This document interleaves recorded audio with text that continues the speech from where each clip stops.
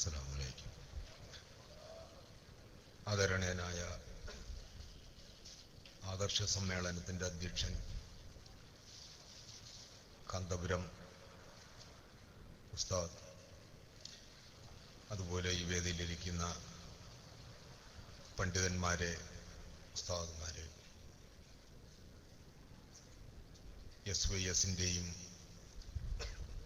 SSF-ൻ്റെയും നേതാക്കളെ, പ്രവർത്തകരെ, അസ്സലാമു അലൈക്കും വറഹ്മത്തുള്ളാഹി വബറകാതുഹു.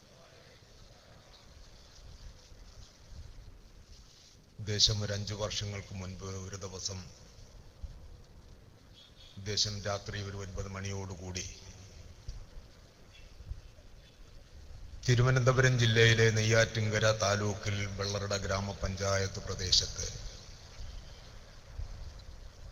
നമ്മുടെ കേരളത്തിലെ വാർത്താ ചാനലുകളിൽ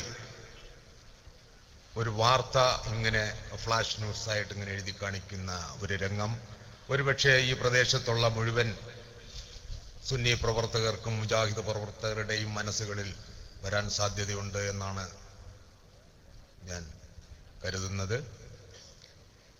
ഈ വെള്ളറട ഗ്രാമപഞ്ചായത്തിന്റെ പ്രദേശങ്ങളിൽ നിന്ന് 17ഓളം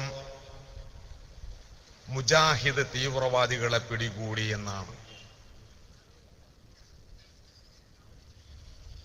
അന്ന് സാധാരണ ഒരു മതസംഘടനയുടെ ഒരു യൂണിറ്റ് സമ്മേളനമോ അല്ല എങ്കിൽ യൂണിറ്റിന്റെ ആ രൂപീകരണവുമായി ബന്ധപ്പെട്ടോ അതിന്റെ നേതാക്കന്മാർ ആ പ്രദേശം സന്ദർശിച്ച് ഒരു യൂണിറ്റ് രൂപീകരിക്കുക എന്ന ലക്ഷ്യത്തോടുകൂടി വരുമ്പോൾ തന്നെ ആ പ്രദേശത്തൊക്കെ അറിയിച്ചുകൊണ്ടായിരിക്കും സാധാരണ സംഘടനാ പ്രവർത്തി ചെയ്യുന്ന നിങ്ങളെപ്പോലെയുള്ളവർ കരുതുന്നത്. പക്ഷേ ഈ KNM-ന്റെ നേതാക്കന്മാർ ഈ പറയുന്ന 9 മണിയോടുകൂടി ഒരു പ്രദേശം കേന്ദ്രീകരിച്ചുകൊണ്ട് 10-17ഓളം പ്രവർത്തകരെ ആ വീട്ടിൽ വിളിച്ചു വരുത്തുകയും ഒരു യൂണിറ്റ് രൂപീകരിക്കുക എന്നുള്ള ലക്ഷ്യത്തോടു കൂടിയായിരുന്നു. പക്ഷേ ആ പ്രദേശത്തിലെ ഭൂരിപക്ഷം സുന്നി പ്രവർത്തകരും മഹല് കമ്മിറ്റിയും ഇടപെട്ടതുകൊണ്ടാണ് അന്ന് കൂടാൻ ഉദ്ദേശിച്ചിരുന്ന ജില്ലാ നേതാക്കന്മാരടക്കമുള്ള പ്രവർത്തകർ അറസ്റ്റ് വരിക്കേണ്ടി വരുന്ന ഒരു സാഹചര്യം അവിടെ ഉണ്ടായത്.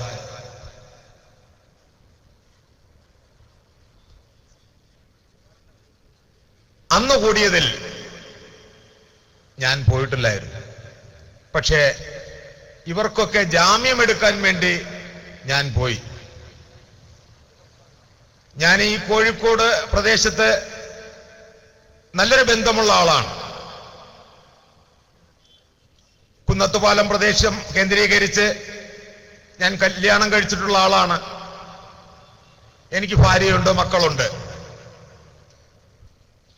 അപ്പൊ ഞാൻ കല്യാണം കഴിച്ച ആ കുടുംബവും ഷേഖുന കാന്തപുരം ഉസ്താദ് AP അബൂബക്കർ മുസ്ലിയാറിന്റെ നേതൃത്വം കൊടുക്കുന്ന സുന്നി വിഭാഗത്തിൽ ഉണ്ടായിരുന്ന ഒരു ആളിനെ തന്നെയാണ് ഞാനും കല്യാണം കഴിച്ചിട്ടുള്ളത്.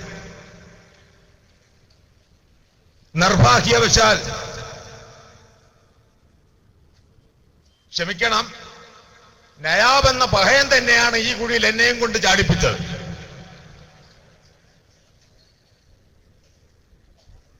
അല്ലാതെ അറിഞ്ഞുകൊണ്ട് ഞാൻ പോയതല്ല.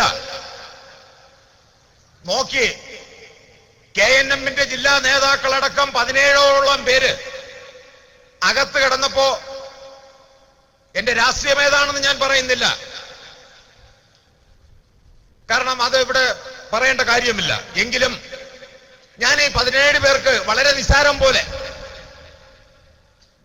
ഒരുപക്ഷെ ഐഡന്റിറ്റി കാർഡ് പോലും അന്ന് രാത്രി കൊണ്ട് കൊടുക്കാതെ ഈ 17 നേതാക്കന്മാരെയും പ്രവർത്തകരെയും നിസ്സാരം പോലെ പുറത്തിറക്കി.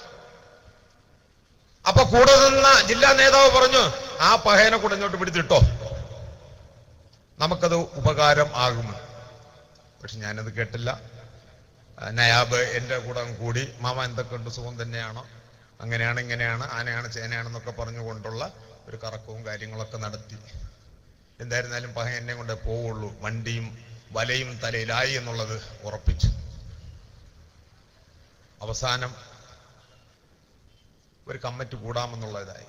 ഞാൻ പറഞ്ഞ അന്നത്തെ കളിക്കാണെങ്കിൽ ഞാനില്ല, പനച്ചമുണ്ടിൽ വെച്ച് കൂടുക എന്നുള്ളത് വളരെ ബുദ്ധിമുട്ടുള്ള കാര്യമാണ്. നയാബെ അല്ല, ഇവിടെ പനച്ചമുണ്ടിൽ വേണ്ട, നമുക്ക് അമരവളയിൽ വെച്ച് കൂടാമെന്ന്. അങ്ങനെ അവരുടെ ജില്ലാ നേതാക്കളും ബാക്കിയുള്ള പഹയന്മാരെല്ലാം കൂടി വന്നിരുന്ന് അവിടെ നിന്ന് ഒരു കമ്മിറ്റി അങ്ങ് എടുത്തു.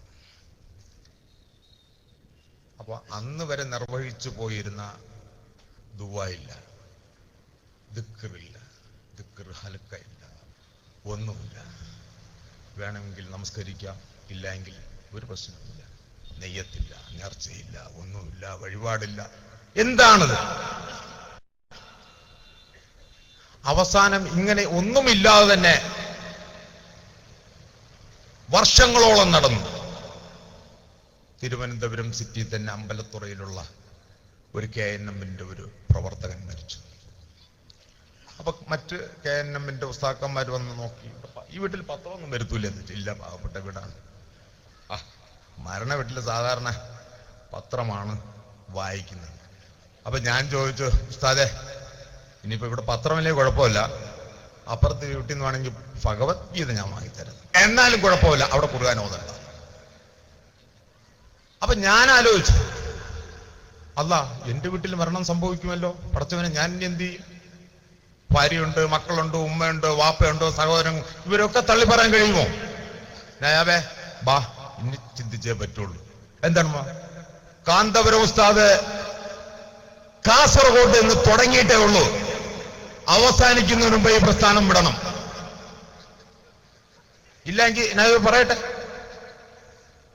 മാമ അപ്പോഴും വിളിക്കും, മാമ നവോത്ഥാന 85 വർഷമായ പ്രസ്ഥാനം എങ്ങനെയാണോ നവോത്ഥാനം 100 വർഷം ആഘോഷിക്കുക. അവസാനം കൊണ്ടു ചാടിപ്പിച്ച നയാബ് തന്നെ കരക്കടിപ്പിച്ചു. അൽഹംദുലില്ലാ, അതൊരു ഹയറായ കാര്യം. അതിന് ഞാൻ തുടക്കം ഞാൻ പഹയാന്ന് വിളിച്ചുവെങ്കിലും അവസാനം തലയിൽ കെട്ടും തൊപ്പിയും വെച്ചിരിക്കുന്ന നിങ്ങളുടെയൊക്കെ ഇടയിൽ കൂടി ഇൻഷാ അല്ലാഹ് മുജാഹിദ് പ്രസ്ഥാനത്തിൽ നിന്ന് തോറ്റു. ഇനി എന്തായിരുന്നാലും ഇൻഷാ അല്ലാഹ് നാളെ മുതൽ തൊപ്പി വയ്ക്കാൻ വേണ്ടി തീരുമാനിച്ചു. അപ്പൊ തോറ്റു തൊപ്പിയിട്ടു. മുജാഹിദ് പ്രസ്ഥാനത്തിൽ നിന്ന് തോറ്റു തൊപ്പിയിട്ടുകൊണ്ടാണ് നിങ്ങളുടെ ഇടയ്ക്ക് ഞാൻ വരാൻ പോകുന്നത്. പിന്നെ KNMന്റെ സക്കരിയ സലാഹി സാഹിബിനെ തിരിച്ചെടുക്കാൻ വേണ്ടിയുള്ള ഒരു എന്തായാലും ഇൻഷാ അല്ലാഹ് അത് നയാബ് ഏർപ്പാട് ഉണ്ടാക്കുമെന്ന് തോന്നുന്നു. അതുപോലെ തന്നെ എനിക്കൊരു കാര്യം പറയാനുണ്ട്. എടുക്കുമ്പോ ആ ബാലുശ്ശേരിയെ കൂടെ നിർത്തോളൂ, ബാലേട്ടനെ കൂടെ. അല്ല എന്തായിരുന്നാലും വരുമ്പോ വരട്ടെ, പക്ഷേ വരുമ്പോൾ എനിക്കുള്ളൊരു കണ്ടീഷൻ, മുജാഹിദ് എന്നുള്ള പേരുണ്ടാവരുത്. ആ പേര് മാറ്റിക്കൊണ്ടായിരിക്കണം സുന്നത്ത് ജമാഅത്തിലേക്ക് ബാലുശ്ശേരി വരേണ്ടത്. അല്ലാതെ എങ്ങനെ സുന്നി പ്രസ്ഥാനത്തിലേക്ക് ഒരു മുജാഹിദ് എന്ന പേരുള്ള ഒരാളിനെ എങ്ങനെ ഇരുത്താൻ പറ്റും? ഏത് പ്രസ്ഥാനത്തിലാ? സുന്നത്ത് പ്രസ്ഥാനത്തിലാ. പേരെന്താണ്? മുജാഹിദ ബാലുശ്ശേരി. അപ്പൊ രണ്ടും പറ്റൂല. അതിനൊരു മാറ്റം വേണം. ഇൻഷാ അല്ലാഹ് അത് നമ്മുടെ നേതാക്കന്മാർ ആലോചിക്കട്ടെ. ഇപ്പൊ പറയുന്നത് സക്കീർ യൂണിറ്റ് സെക്രട്ടറി അല്ല, യൂണിറ്റ് സെക്രട്ടറി അല്ല. Mujahid state conference, state reception committee office, Mujahid saint, new block, 5th floor, CD tower, mini bypass road, Calicut 4. ഇത് എന്റെ ഉമ്മാരെ പുയ്യാപ്പിളരെ ഓഫീസല്ല. ഇത് മുജാഹിദ് സെന്ററിന്റെ ഓഫീസാണ്, സ്റ്റേറ്റ് കമ്മിറ്റിയുടെ ഓഫീസാണ്. വെല്ലുവിളിക്കുന്നു മുജാഹിദുകളെ, ഇത് നിങ്ങളുടെ ലെറ്റല്ല എന്ന് നിങ്ങൾക്ക് തെളിയിക്കാൻ സാധിക്കുമോ? തെളിയിക്കാൻ സാധിക്കുമെങ്കിൽ ഇൻഷാ അല്ലാഹ് നാളെ നിങ്ങളുടെ ഈ സെന്ററിന്റെ കക്കൂസ് കഴുവാൻ ഞാനുണ്ടാവും. കക്കൂസ് കഴുവാൻ ഞാനുണ്ടാവും. ഇത് നിങ്ങളുടെ കത്തല്ല, ഇത് നിങ്ങളുടെ കത്തല്ല, ഇത് നിങ്ങളുടേതല്ല. തെളിയിക്ക് മുജാഹിദെ, തെളിയിക്ക്, തെളിയിക്ക്, തെളിയിക്കാൻ കഴിയുമെങ്കിൽ തെളിയിക്ക്. പ്രിയപ്പെട്ട സുഹൃത്തുക്കളെ, STVയിലും മലബാർ ഗ്ലോബൽസിലും ഒക്കെ കേട്ടു ഇവരുടെ വിമർശനങ്ങള്. ആദ്യം മനസ്സിലാക്കണം, മുജാഹിദ് പ്രസ്ഥാനം വിടണം എന്ന് ആഗ്രഹത്തോടുകൂടിയാണ് ഞങ്ങൾ 8ഓളം പേര് പനച്ചമൂട് എന്ന് പറയുന്ന എന്റെ മകളിൽ നിന്ന് ഞങ്ങളൊരു വാഹനത്തിൽ പുറപ്പെടുന്നത്. ഈ വാഹനത്തിൽ പുറപ്പെട്ടപ്പോൾ മുഹമ്മദ് ഹാജ എന്നൊരു കഥാപാത്രമുണ്ട്. ആ കഥാപാത്രത്തിന് ഒരുപക്ഷേ നമുക്കിവിടെ പത്രാധിപർ എന്നിടാം. ഉദാഹരണത്തിന് മാതൃഭൂമി എഡിറ്റോറിയൽ എഴുതി പത്രത്തിലായി കഴിഞ്ഞാൽ നാട്ടുകാർ അറിയുമെന്നുള്ളത് പോലെയാണ്. ഒരു രഹസ്യം എടുത്തു കഴിഞ്ഞാൽ കൃത്യമായി പനച്ചമൂടിലെ മുഴുവൻ മഹൽ അംഗങ്ങളും അറിഞ്ഞിരിക്കും. അതാണ് അദ്ദേഹത്തിന്റെ സ്വഭാവം. അപ്പോ അദ്ദേഹത്തിനെയും കൊണ്ട് ഞാനും നയാബും ഫസലും എല്ലാവരും കൂടി 7 പേരായിട്ട് ഞങ്ങൾ ഈ 100 പേര് രാജിവെക്കുമ്പോ എന്തായിരുന്നാലും 100 പേരെയും കൊണ്ട് പോകാൻ പറ്റൂല. ഒരു പത്രസമ്മേളനം നടത്തുമ്പോൾ വളരെ പ്രധാനപ്പെട്ട ആൾക്കാരെ പങ്കെടുപ്പിച്ചുകൊണ്ട് തന്നെയാണ് ഞങ്ങൾ കോൺഫറൻസ് നടത്തിയത്. അപ്പോ ആദ്യം ഞങ്ങൾ വള്ളക്കടവ് ജുമാ പള്ളിയിൽ ഇബ്രാഹിം പുഴക്കാട്ടിൽ ഉസ്താദ് ഉണ്ടായിരുന്നു. അവിടെ ഞങ്ങൾ അദ്ദേഹത്തിനെ കണ്ടു. ഉസ്താദിനെ ഈ ഹാജ കെട്ടിപ്പിടിച്ചു, ആലിംഗനം ചെയ്തു. അപ്പോൾ അദ്ദേഹം പറയുന്നു, അൽഹംദുലില്ലാഹ്, എത്തിപ്പെടേണ്ട സ്ഥലത്ത് തന്നെയാണ് ഞങ്ങൾ കൃത്യമായി എത്തിപ്പെട്ടിരിക്കുന്നത്. ഓക്കെ, സംഭവിച്ചു. അടുത്ത് ഞങ്ങൾ പ്രസ് ക്ലബിലേക്ക് പോവുകയാണ്. പ്രസ് റിലീസിൽ അദ്ദേഹം ഒപ്പിടുന്നുണ്ട്. ഒപ്പിട്ട് പത്രസമ്മേളനം തുടങ്ങുന്നു. വിഷയം ഞാൻ ആദ്യം അവതരിപ്പിച്ചു. അത് കഴിഞ്ഞ് നയാബ് അവതരിപ്പിച്ചു. എന്തെങ്കിലും പറയാനുണ്ടോ എന്ന് ചോദിച്ചു. അദ്ദേഹത്തിൻ്റെ ഇല്ല എന്നും പറഞ്ഞു. അതിന്റെ വീഡിയോ ക്ലിപ്പ് ഞങ്ങളുടെ കയ്യിലുണ്ട്. പക്ഷേ ഈ പഹയൻ പിന്നീട് 2 ദിവസം കഴിഞ്ഞപ്പോൾ മാറ്റി പറഞ്ഞു. ഇദ്ദേഹത്തിന് പത്രസമ്മേളനത്തിൽ യോജിപ്പ് ഇല്ല എങ്കിൽ പ്രസ് ക്ലബിൽ നിന്നും ഉദ്ദേശം 25 മീറ്റർ മാറിയാണ് സലഫി സെന്റർ ഇരിക്കുന്നത്.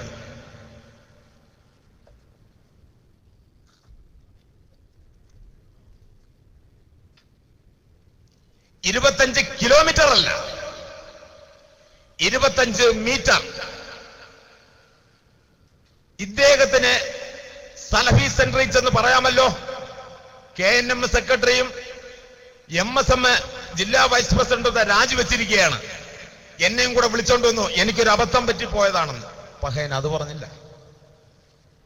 തിരിച്ച് വണ്ടിയിൽ കയറി വള്ളക്കടവില് ഒരു ഹോട്ടലിലൊന്ന്, വയലിൽ ഹോട്ടൽ, അവിടെ നല്ല മട്ടനും ഒക്കെ ഉള്ള ഒരു ഹോട്ടലായിരുന്നു. അത്യാവശ്യം ഹാജ മാമ, എൻ്റെ മാമനാണ്, മാമൻ ഇബ്രാഹിം സഖാഫിയുടെ അടുത്തിരുന്ന് തന്നെ ഞണ്ണി. പക്ഷെ നന്ദിയില്ലാതായി. പഹയന് നന്ദിയേ ഇല്ല. നന്ദി ഉണ്ടായിരുന്നുവെങ്കിൽ അയാൾ അത് ചെയ്യില്ലായിരുന്നു. ഇനി മുജാഹിദ് പ്രസ്ഥാനത്തോടാണ് അദ്ദേഹത്തിന് നന്ദിയെങ്കിൽ, നയാബെ, സക്കീറെ, ഞാൻ വരുന്നില്ല, നിങ്ങൾ വെക്കോ, അത് പറഞ്ഞോ? ഇല്ല. അവസാനം വരെ ഞങ്ങളോടൊപ്പം നിൽക്കുകയും അദ്ദേഹത്തിന്റെ ഒരു ബന്ധു മരിച്ചപ്പോൾ ആട് മുജാഹിദ് എന്ന് പറയുന്ന നിലമ്പൂരിലെ ആ ഒരു തരീഖത്തുമായി ബന്ധപ്പെട്ട് നിൽക്കുന്ന അദ്ദേഹത്തിന്റെ മകൻ വന്നു പറഞ്ഞു. മകനെ ഫോൺ ചെയ്ത് പറയുന്നു ആദ്യം, മോനെ ഞാൻ രാജിവെച്ചു KNM. അൽഹംദുലില്ലാഹ്. പിന്നെയാണ് അറിഞ്ഞത് ഷേഖുന കാന്തപുര ഉസ്താദിന്റെ നേതൃത്വത്തിലുള്ള സുന്നി പ്രസ്ഥാനത്തിലേക്കാണ് പോകുന്നു എന്നുള്ളത്. പക്ഷേ മോൻ അടുത്ത വണ്ടിയിൽ കയറി ഇവിടെ വന്നു. വാപ്പയെ കൊണ്ട് മാറ്റി പറയിപ്പിച്ചു. KNMന് ഒരു മാപ്പവേശ കൊടുത്തു. തിരിച്ച് വീണ്ടും അദ്ദേഹം കൊണ്ട് പോയിരിക്കുകയാണ്. പക്ഷേ ഈ പ്രസ്ഥാനത്തിലോട്ട് കടന്നു വന്നുവെങ്കിലും ആ ഒരു പഹയൻ കാരണം ഭൂരിപക്ഷ സുന്നി വിവാഹങ്ങൾ താമസിക്കുന്ന എന്റെ മഹലിൽ ഞങ്ങളൊരു ഉലിഹ്യാവതരണം വളരെ ഗംഭീരമായി രാജിവെച്ചതിന് ശേഷം ഒന്ന് നടത്താൻ വേണ്ടി തീരുമാനിച്ചു. അതുമായി ബന്ധപ്പെട്ട് നമ്മുടെ നേതാക്കന്മാരുമായി ബന്ധപ്പെട്ടപ്പോൾ എല്ലാ സഹായ സഹകരണങ്ങളും ചെയ്തു തന്നു. പെരുന്നാളിന്റെ പിറ്റേന്ന്, പെരുന്നാളിന് സാധാരണ ആ പ്രദേശത്തുള്ള നമ്മുടെ മഹലില് സംഘടിത ഉലുഹിയ വിതരണമാണ് നടക്കുന്നത്. അതുകൊണ്ട് ഞങ്ങളത് ശനിയാഴ്ചയാക്കി. ചെറിയ ഒരു ടോക്കണൊക്കെ അടിച്ചു വീടുകളിൽ എത്തിച്ചാണത്. കാരണം നമ്മുടെ സുന്നി പുതിയ ഒരു ഗ്രൂപ്പ്, ഒരു സംഘടന ഇവിടെ കൊണ്ടുവരാൻ വേണ്ടിയുള്ള ഒരു ഏർപ്പാടാണ് എന്നുള്ള ഒരു വരുത്തി തീർക്കാൻ വേണ്ടിയുണ്ട്. മഹലുകാർ നോക്കി എന്തായിരുന്നാലും ഇത് ശരിയാവില്ല. പിന്നെ ഈ തിരിച്ചു മുജാഹിദിലേക്ക് പോയ ഹാജായും കുറച്ച് പണിയെടുത്തപ്പോ ഞങ്ങൾ അവിടുത്തെ ഏറ്റവും വലിയ ഭീകരവാദികളായി, ഞങ്ങളെയൊക്കെ ഭീകരവാദികളായി ചിത്രീകരിച്ചുകൊണ്ട് ആ മഹലിൽ നിന്ന് എന്നെ പുറത്താക്കിയിരിക്കുകയാണ്. അത് സുന്നി ഭൂരിപക്ഷ മഹലാണത്, അല്ലാതെ ജമാഅത്ത് ഇസ്ലാമി ഭൂരിപക്ഷമുള്ള മഹലല്ല, KNM ഭൂരിപക്ഷമുള്ള മഹലല്ല, EK ഭൂരിപക്ഷമുള്ള ഒരു മഹലല്ല. പക്ഷേ അവിടെ ഉള്ളത് ദക്ഷിണ കേരള ജുമ്യത്തിൽ ഉലമ, ദക്ഷിണ കേരള ജുമ്യത്തിൽ ഉലമ, കടയ്ക്കൽ അബ്ദുൽ അസീസ് മൗലവി. പക്ഷേ ആ കടയ്ക്കൽ അബ്ദുൽ അസീസ് മൗലവിയുടെ നേതൃത്വത്തിലുള്ള ആ സുന്നി സംഘം യുവാക്കളുടെ കടയ്ക്കലാണ് കത്തിവെച്ചേക്കുന്നത്. എന്ത് പോക്കരിത്തരമാണെങ്കിലും കാണിക്കാം, മഹൽ ഒരു പ്രശ്നമില്ല. പക്ഷേ കാന്തപുരം ഉസ്താദിന്റെ സുന്നി ഇങ്ങോട്ട് വരണ്ട, വന്നാൽ ഇൻഷാ അല്ലാഹ് നിങ്ങളെല്ലാം ദുആ ചെയ്യണം. ഞാൻ എന്തായിരുന്നാലും 2 ദിവസത്തിനകത്ത് പിന്നെ വഖഫ് ട്രിബ്യൂണലുമായി ബന്ധപ്പെട്ട ഒരു വിധി സമ്പാദിക്കാൻ വേണ്ടി പോവുകയാണ്. പിന്നെ ഇൻഷാ അല്ലാഹ് ഈ പുറത്ത് നിൽക്കുമ്പോൾ ഒരു പിന്നെ സുന്നി സെന്ററും അതുമായിട്ട് അനുബന്ധ എന്തെങ്കിലുമൊക്കെ ചെയ്യാൻ കഴിയുമെന്നുണ്ടെങ്കിൽ ആ റൂട്ട് തന്നെ പോകുക എന്നുള്ള ഒരു ലക്ഷ്യമുണ്ട്. പിന്നെ അതുപോലെ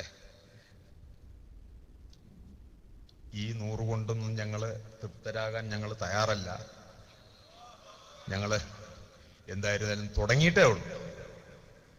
ഒന്നുമില്ലെങ്കിലും ഈ വടക്കൻ കേരളമൊക്കെ നിങ്ങൾ നോക്കും, തെക്കൻ കേരളം, തിരുവനന്തപുരം ജില്ല ഒന്ന് ഞങ്ങൾ എന്തെങ്കിലുമൊക്കെ കൂടി ഒന്ന് കുറച്ചെണ്ണത്തിന് കൂടെ ഒക്കെ ഒന്ന് വലവീശി കൊണ്ടുവരാൻ പറ്റുമെന്നുള്ള നോക്കട്ടെ. അതിനുവേണ്ടി നിങ്ങൾ ദുആ ചെയ്യുക. പിന്നെ വലിയ പ്രാസംഗികനൊന്നുമില്ല. ഈ പറഞ്ഞാൽ എന്തെങ്കിലുമൊക്കെ പോരായ്മകളുണ്ടെങ്കിൽ ക്ഷമിക്കുക. പിന്നെ എനിക്ക് വേണ്ടി നിങ്ങളെല്ലാവരും ദുആ ചെയ്യണം. അതുപോലെ തന്നെ നമ്മുടെ ഒരു സുന്നി സെന്റർ വ്യക്തമായ രീതിയിൽ AP കാന്തപുരം ഉസ്താദ് നേതൃത്വം കൊടുക്കുന്ന ആ സുന്നി സംഘത്തിന്റെ ഒരു സുന്നി സെന്റർ ഓപ്പണിംഗ് ചെയ്യണം. അതിനുവേണ്ടിയുള്ള എല്ലാ സഹായങ്ങളും നിങ്ങളിൽ നിന്നും പ്രതീക്ഷിച്ചുകൊണ്ട് ഞാൻ എൻ്റെ വാക്കുകൾ നിർത്തുന്നു. അസ്സലാമു അലൈക്കും വറഹ്മത്തുള്ളാഹി വബറകാതുഹു.